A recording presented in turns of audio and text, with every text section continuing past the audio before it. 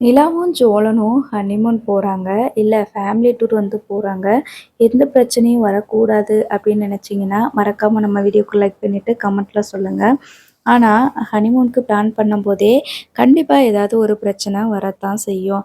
இப்ப லாஸ்ட்டா வந்து பார்த்தீங்கன்னா, நம்ம நிலாவும், சோழன் அப்புறம் சோழனோட பிரதர்ஸ் எல்லாருமே வந்து டூர் போயிருப்பாங்க. அதுல நிலாவோட அப்பாவும், அம்மாவும் அவங்க ஃபேமிலி தான் வந்து பெரிய பிரச்சனையா வந்திருந்தாங்க. இவங்க டூர் போகும்போது பார்த்தீங்கன்னா, அவங்களுக்கு வந்து அப்ப பெருசா நிலா வந்து கல்யாணம் பண்ணிட்டு போனதுல விருப்பமே இல்லாம இருந்துச்சு. சோழனை எப்படியாவது பழி வாங்கணும் அப்படின்னு சொல்லி தான் நெனச்சாங்க. அதே மாதிரி நிலாவுக்குமே வந்து பார்த்தீங்கன்னா, சோழன் கூட வந்து வாழ்றதுக்கு விருப்பமே இல்லாம தான் இருந்தது. ஆனா இந்த தடவ டூர் போகும்போது அப்படி கிடையாது. இவங்க 2 பேருமே ரொம்ப சந்தோஷமா ஹனிமூன் ட்ரிப் தான் பிளான் பண்ணி போயிருக்கிறாங்க. அதனால இந்த தடவ ரொமான்டிக்குக்கு பஞ்சமே இருக்காது அப்படின்னு சொல்லலாம். அதே மாதிரி இவங்க டூர் போறாங்க அப்படின்னா, கண்டிப்பா ஏதாவது ஒரு பெரிய பிரச்சனை அங்க நடக்கும் அப்படிங்கிறதுல எந்த சந்தேகமும் கிடையாது. அதே மாரி தான் இவங்க ஹனிமூன் பிளான் பண்ணியிருக்கிறதுல பெருசா வந்து பார்த்தீங்கன்னா, நம்ம நிலாவுக்கும், சோழனுக்கும் ஆ எந்த ஒரு சந்தோஷமும் இல்லாம, நெறைய ஸ்ட்ரெஸ்ஃபுல்லான ஒரு அழுத்தமான ஒரு விஷயம் தான் நடக்க போகுது. அது என்ன அப்படிங்கிறத தான் வந்து பார்த்தீங்கன்னா, நம்ம இந்த வீடியோல பார்க்க போறோம். லாஸ்ட் வீடியோல நான் சொல்லியிருப்பேன். இவங்க அதாவது எங்க போனாலுமே, எந்தெந்த பிளேஸ்லலாம் போயிட்டு சுத்தி பார்க்கலாம் அப்படின்னு சொல்லிட்டு போறாங்களோ, அங்க எல்லாமே வந்து பார்த்தீங்கன்னா, ஒரு ஆள் வந்து ஃபோட்டோ எடுத்துட்டே இருப்பாரு. இவங்கள ஃபாலோ பண்ணிக்கிட்டே இருப்பாரு அப்படின்னு சொல்லி நான் சொல்லியிருந்தேன் இல்லையா? அதே மாரி தான் வந்து பார்த்தீங்கன்னா, நைட்டு ஃபயர் கேம்ப்க்கு போயிருப்பாங்க. அங்க வந்து இவங்க எல்லாருமே சுத்தி சுத்தி பார்த்துட்டே இருப்பாங்க. அந்த ஆளு வந்து பார்த்தீங்கன்னா, ஃபோட்டோ எடுக்கிறது மட்டும் இல்லாம, அந்த ஃபோட்டோவ இந்த நிலாவோட ரூம்க்கே கொண்டு வந்து குடுத்துட்ருப்பாங்க மாத்தி மாத்தி. அதில இனிமே உங்க சந்தோஷம் நீடிக்காது, உங்க காதல் நிலைக்காது அப்படின்ற மாதிரி எழுதின வசனங்கள் எழுதின ஃபோட்டோஸ்க்கு பின்னாடி எழுதி அந்த மாதிரி கொடுத்துருப்பாங்க. இதெல்லாம் பார்க்கும்போது நம்ம நிலாவுக்கு வந்துட்டு பயங்கரமா சந்தோஷமே இல்லாம ரொம்ப பயங்கர பயத்துல வந்து இருப்பாங்க பார்த்துக்கோங்க. அதனால தான் அவங்களுக்கு ரொம்பவே நிம்மதி இல்லாம இருக்கும் இந்த ட்ரிப்பு வந்து. ஸோ இப்ப அப்படித்தான் நைட்டு ஃபயர் கேம்ப் நடந்துட்டுருக்குது. அங்க சாப்பாடோட சேர்ந்து பார்த்தீங்கன்னா, எல்லாருமே பாட்டு, மியூசிக்கு அப்படின்னு சொல்லிட்டு போயிட்டுருக்குது. அப்பதான் சாப்பிட்டுட்டு கை கழுவலாம் அப்படின்னு சொல்லிட்டு நிலா வந்து ஹேண்ட் வாஷ் பண்ணிட்டு வந்துடுறேன் சோழன்னு சொல்லிட்டு போறாங்க. அவங்க ஹேண்ட் வாஷ் பண்ண போற நேரத்தில வந்து பார்த்தீங்கன்னா, ஒரு சின்ன பையன் வந்து ஒரு லெட்டர குடுக்குறான். அது மட்டும் இல்லாம அதில ஃபோட்டோஸும் குடுக்குறான். அதில வந்து பார்த்தீங்கன்னா, அ இன்னும் சோழன விட்டு நீ பிரிஞ்சிரு. அப்படி இல்லைன்னா சோழனோட உயிர் போயிரும். அப்படின்ற மாரி எழுதியிருக்குது. அத படிச்ச உடனே நிலாவுக்கு என்ன பண்றதுன்னு தெரியாம பயங்கரமா வந்து பயப்படுறாங்க. அந்த லெட்டர பார்த்துக்கிட்டு அப்படியேன்னு ஷாக் ஆகி நிக்கிறாங்க. என்ன அப்பவே ஹேண்ட் வாஷ் பண்ணணும்னு சொல்லிட்டு போனாளே, என்ன இவள காணோமேன்னு சொல்லிட்டு நம்ம சோழன் தேடி வராரு. அங்க வந்து பார்த்தீங்கன்னா, நிலா வந்து அந்த ஃபோட்டோஸ் கையில வச்சுக்கிட்டு ஃபயர் கேம்ப்ல இவங்க பாடுனது, அப்புறம் இவங்கலாம் உட்காந்துட்டு பேசிட்டு இருந்தது, அந்த ஃபோட்டோஸ்லாம் யாரோ வந்து எடுத்துட்டு இருக்கிறாங்க கன்டினியூஸா. ஸோ அந்த ஃபோட்டோவும் அதில இருக்குது. இப்ப தான் இந்த மாதிரி சீன்லாம் நடந்தது. அதுக்கு முன்னாடி யார்ரா ஃபோட்டோ எடுத்து இப்படி நம்மகிட்ட குடுக்குறது அப்படின்னு சொல்லிட்டு, அந்த பதட்டத்திலருந்து வெளியில வர முடியாம நிலா வந்து அதையே பார்த்துட்டு இருக்கிறாங்க. உடனே சோழன் வந்துட்டு, "என்னாச்சு நிலா?" அப்படின்னு சொல்லிட்டு கேட்குறாங்க. "இங்க பாருங்க சோழன்" அப்படின்னு சொல்லிட்டு அந்த ஃபோட்டோவ காட்டுறாங்க. இப்போ ஃபயர் கேம்ப்ல எடுத்த ஃபோட்டோ தானே இது அப்படின்னு சொல்லிட்டு இருக்கும்போது, ஆமா அது மட்டும் இல்ல. ஒரு பையன் வந்து ஒரு சின்ன பையன் வந்து இந்த லெட்டரையும் குடுத்தான் அப்படின்னு சொல்றாங்க. உடனே அதில வந்து பார்த்தீங்கன்னா, வாங்கி பார்க்குறாரு. சோழனோட உயிருக்கு ஆபத்தாயிரும். சோழன விட்டு பிரிஞ்சிரு இல்லன்னா அவன் வந்து உயிரோடயே இருக்க மாட்டான் அப்படின்ற மாதிரி எழுதியிருக்கிறத பார்த்துட்டு, சோழனுமே படிச்சுட்டு பயங்கரமா ஷாக் ஆயிர்றாரு. "யாரு நிலா இத உன்கிட்ட குடுத்தது?" அப்படின்னு சொல்லிட்டு அங்க வந்து வேகமா தேடி போறாங்க. அந்த பையன் வந்து சின்ன பையன் இருப்பான். அவன்கிட்ட வந்து கேட்பாங்க. "இந்த பையன் தான் வந்து இந்த லெட்டரையும் இதையும் குடுத்தான்" அப்படின்னு சொல்லிட்டு நிலா காட்டுவாங்க. அந்த பையன்கிட்ட போயிட்டு சோழன் வந்து கேட்பாரு. "யார் இந்த லெட்டர உன்ட்ட குடுத்தது?" அப்படின்னு சொல்லிட்டு கேட்கும்போது, "ஒரு அங்கிள் தான் வந்து குடுத்தாங்க" அப்படின்ற மாதிரி அந்த பையன் சொல்லிர்றான். மத்தபடி அந்த பையன்கிட்ட எதுவும் கேட்க முடியாது இல்லையா? அதனால விட்டுர்றாங்க. இது யாரோ வேணும்னே பண்ற மாதிரி இருக்கு. எனக்கு என்னமோ அ இது உங்க அப்பாவோட வேலையா தான் இருக்குமோன்னு தோணுது அப்படின்னு சொல்லி சொல்றாங்க. இல்ல எங்க அப்பாவோட வேலையா இருக்காது. அப்படி நம்மள நிம்மதி இல்லாம பண்ணணும்னு எங்க அப்பா நினைக்கவே மாட்டாரு சோளா அப்படின்னு சொல்லி சொல்றாங்க. இருந்தாலும் எங்க அண்ணிக்கு கால் பண்ணி நான் கன்ஃபார்ம் பண்ணிக்கிறேன். ஒருவேள அவங்க இங்க இருக்காங்களா என்னன்னு சொல்லிட்டு கேட்போம் அப்படின்னு சொல்லி நிலா வந்து பார்த்தீங்கன்னா, அவங்க அண்ணிக்கு கால் பண்றாங்க. கால் பண்ணிட்டு பேசுறாங்க. "என்ன நிலா நல்லா இருக்கியா?" அப்படின்னு சொல்லிட்டு கேட்குறாங்க. கேட்குறாங்க. "என்ன இந்த நேரத்தில கால் பண்ணியிருக்க?" அப்படின்னு சொல்லிட்டு கேட்குறாங்க. "இல்ல நீ என்ன பண்றீங்க? சும்மா தான் அண்ணி கால் பண்ணேன்." அப்படின்னு சொல்லிட்டு கேட்கும்போது, "ஆ இந்தா இருக்கிறோம் நிலா." அப்படின்னு சொல்லி சொல்றாங்க. அம்மா என்ன பண்றாங்க? அப்படின்னு சொல்லி கேட்கும்போது, அத்தை அவங்க கிச்சன்ல இப்ப தான் எல்லாருமே சாப்பிட்டு முடிச்சாங்க. முடிக்கிறதுமேனு அத்தை வந்துட்டு கிச்சன்ல ஏதோ ஒர்க் பண்ணிட்டுருக்காங்க. நானு பாப்பாவுக்கு தூக்கம் வந்துருச்சு. அதனால இங்கே பெட்ரூம்க்கு வந்துட்டேன் அப்படின்னு சொல்லி சொல்றாங்க. அண்ணன் என்ன பண்றான்? அப்படின்னு சொல்லிட்டு நிலா கேட்கும்போது, உங்க அண்ணனும், உங்க அப்பாவும் ஹால்ல உட்காந்துட்டு ஏதோ அ பிசினஸ் விஷயமா பேசிட்டு இருக்கிறாங்க அப்படின்னு சொல்லிட்டு சொல்றாங்க. மேக்ஸிமம் வந்து ஏதாவது தெரிஞ்சுக்கணும் அப்படின்னா, நிலா வந்து அவங்க அண்ணிக்கு தான் கால் பண்ணி பேசுவாங்க. அதே மாதிரி எந்த ஒரு பதட்டமும் இல்லாம, ஸோ வீட்ல நடந்துட்டு இருக்கிற சூழ்நிலை எல்லாத்தையுமே கேட்டுட்டு, அப்ப கண்டிப்பா இது இவங்க பண்ண வேலையா இருக்காது அப்படின்ற மாதிரி நிலா வந்து கன்ஃபார்ம் பண்ணிக்கிறாங்க. இல்ல இது எங்க அப்பா பண்ணல. வேற யாரோ தான் நம்மளோட நிம்மதிய கெடுக்கணுன்றதுக்காகவே இப்படி பண்ணிக்கிட்டு இருக்கிறாங்க சோலா. எனக்கு என்னமோ ரொம்ப பயமா இருக்குது அப்படின்ற மாதிரி சொல்லுவாங்க. என்னடா இது இவங்க கை கழுவணும்னு சொல்லிட்டு போனாங்களே, ஆள காணோமே! இன்னுமா இவங்க இன்னும் வராம இருக்கிறாங்க? என்னாச்சோ? அப்படின்னு சொல்லிட்டு சேரண்ணா வந்து சொல்றாங்க. ஆமாண்ணே, அப்பயே போனாங்கல்ல. அண்ணி ஃபர்ஸ்ட்டு போனாங்க. அண்ணிய தேடி தேடி சோழண்ணன் போச்சு. பிறகு 2 பேரையுமே காணோம். என்னன்னு சொல்லிட்டு நம்ம போய் பார்க்கலாம் வாங்க அப்படின்னு சொல்லிட்டு 3 பேருமே போறாங்க. போய் பார்க்கும்போது நம்ம சோழனும், நிலாவும் ரொம்ப பயந்துகிட்டு அதாவது நிலா வந்து ரொம்ப பதட்டத்தோட இருக்கிறத பார்க்குறாங்க.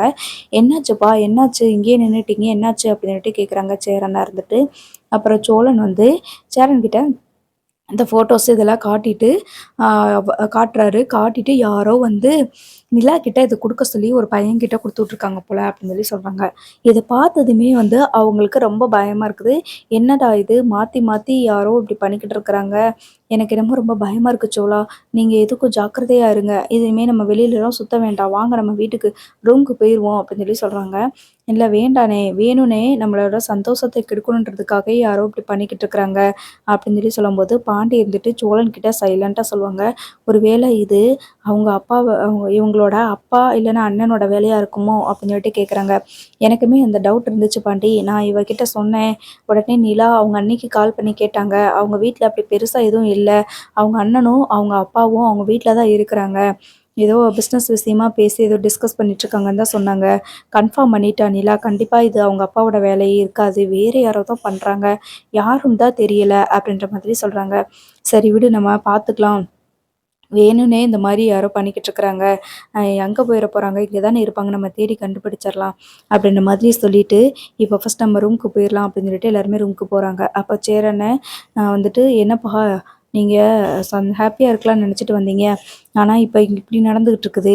யாரு உனக்கு ஏதாவது தெரிஞ்சவங்க யாராவது ஏதாவது பண்ணணும்னு நெனச்சு இப்படி பண்ணிட்டு இருக்காங்களாப்பா?" அப்படின்னு சொல்லி கேட்குறாங்க. "அப்படிலாம் எதுவுமே இல்லண்ணே.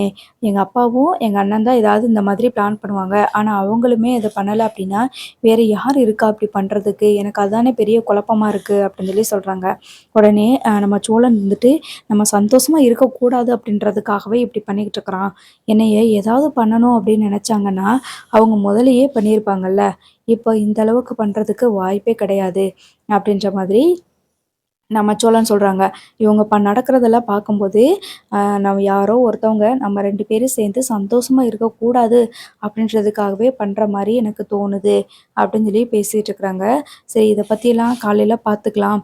இப்போ நல்லா நிம்மதியா படுத்து தூங்குங்க அப்படின்னு சொல்லி சொல்றாங்க. சரிண்ணே அப்படின்னு சொல்லிட்டு நிலாவும், சோழனும் ஒரு ரூம்ல படுத்துக்கிறாங்க. அப்புறம் சேரன், பாண்டி, பல்லவன் 3 பேருமே வந்துட்டு இன்னொரு ரூம்ல படுத்துக்கிறாங்க. இதுக்கப்புறமா மறுநாள் காலையில வந்து பார்த்தீங்கன்னா, சோழன் கிட்ட வந்துட்டு நிலா சொல்றாங்க, "நீங்க என்னைய விட்டுட்டு எங்கேயும் போயிறாதீங்க. என் கூடவே இருங்க." அப்படின்னு சொல்லி சொல்றாங்க. "நான் எங்க போறேன் நிலா? நான் எங்கேயுமே போமாட்டேன். இங்கேயே தான் இருப்பேன்." அப்படின்னு சொல்லிட்டு எல்லாத்துக்குமே டீ, காஃபி எல்லாமே வாங்கி குடுத்துட்டு அப்படியே ரெடி ஆறாங்க. அதாவது ஒரு ஃபாரஸ்ட்ட சுத்தி பார்க்கணும் அப்படின்றதுக்காக.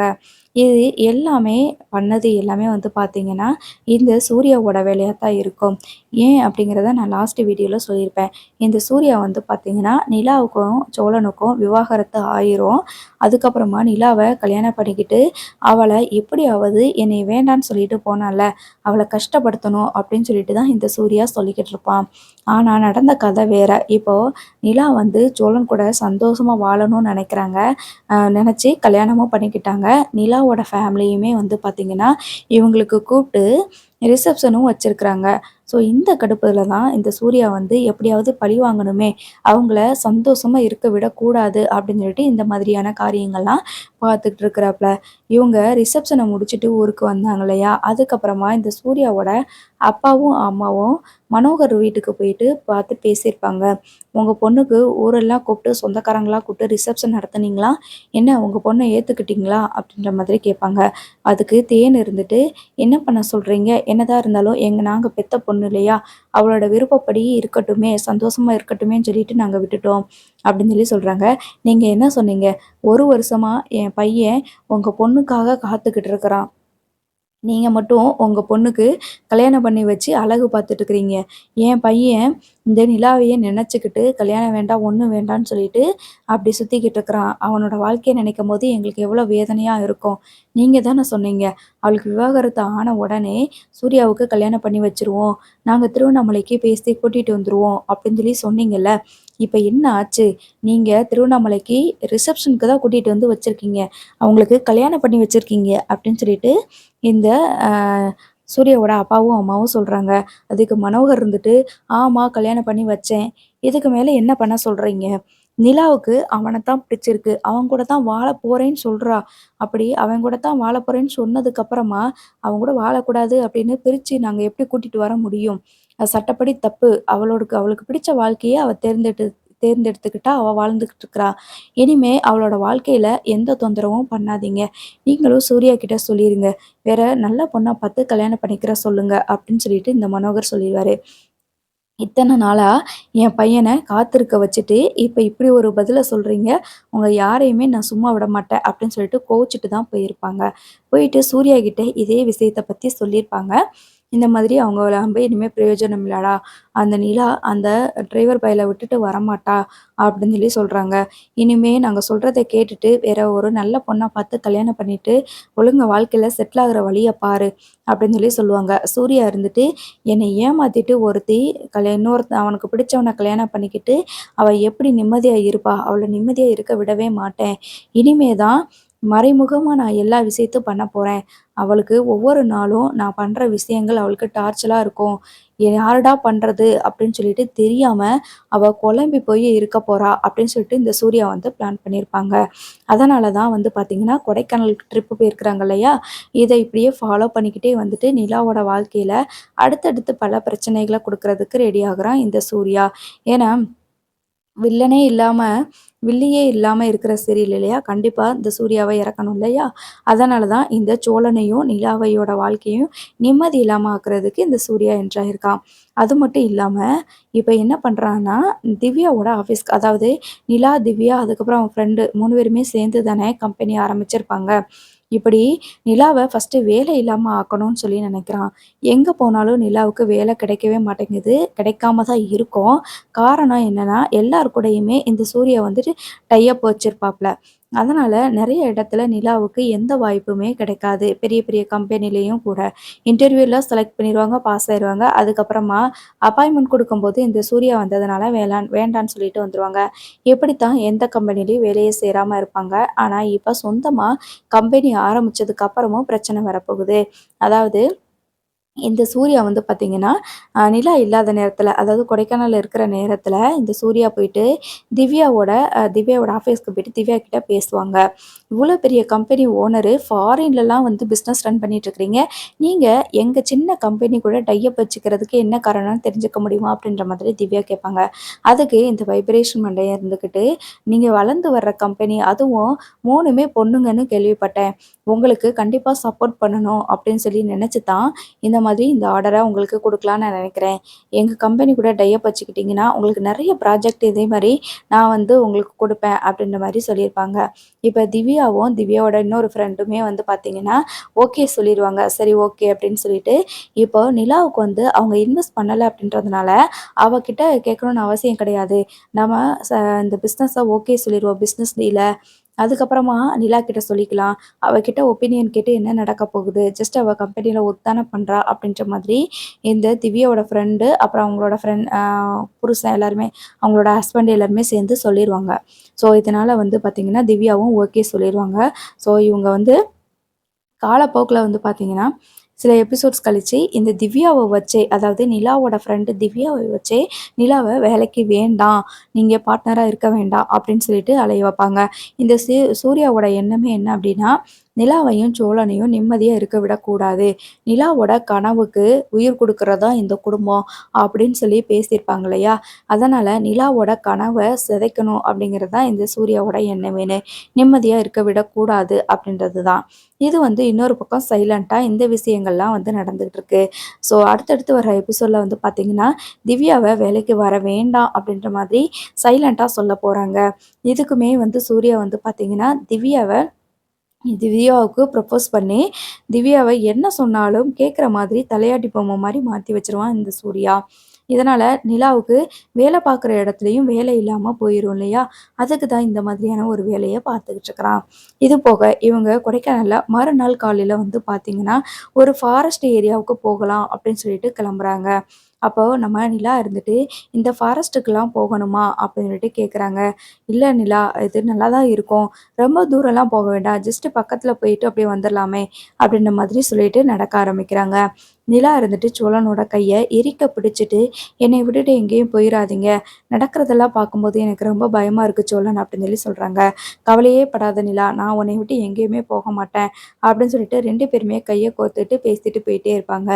அந்த டயத்தில் தான் வந்து பார்த்திங்கன்னா, பல்லவன், சேரன், பாண்டி 3 பேருமே வந்துட்டு இன்னொரு டைரெக்ஷனில் வந்துட்டு ஃபாரஸ்ட்டை சுற்றி பார்த்துட்ருப்பாங்க. அப்போ தான் வந்து பல்லவன் மிஸ் ஆயிடுவார். அதுக்கப்புறம் அவரை எப்படி தேடி கண்டுபிடிப்பாங்க அப்படின்ற வீடியோவும் நான் லாஸ்ட்டில் வந்து அப்லோட் பண்ணியிருக்கிறேன். ஸோ பார்க்காதவங்க நம்ம சேனலில் வந்துட்டு அந்த வீடியோவை பாருங்கள், எப்படி தேடி கண்டுபிடிக்கிறாங்க அப்படின்னு சொல்லிட்டு. ஸோ அந்த இதையுமே வந்து பார்த்திங்கன்னா, அந்த மர்ம நபர் வந்து என்ன பண்ணுறாருன்னா, ஃபோட்டோ எடுத்து வைக்கிறாரு. இதெல்லாம் வந்து ஒரு ஃபாரஸ்ட்டை ஒரு வழியாக தேடி கண்டுபிடிச்சி எல்லாருமே ஒரே இடத்துல கூடிடுறாங்க.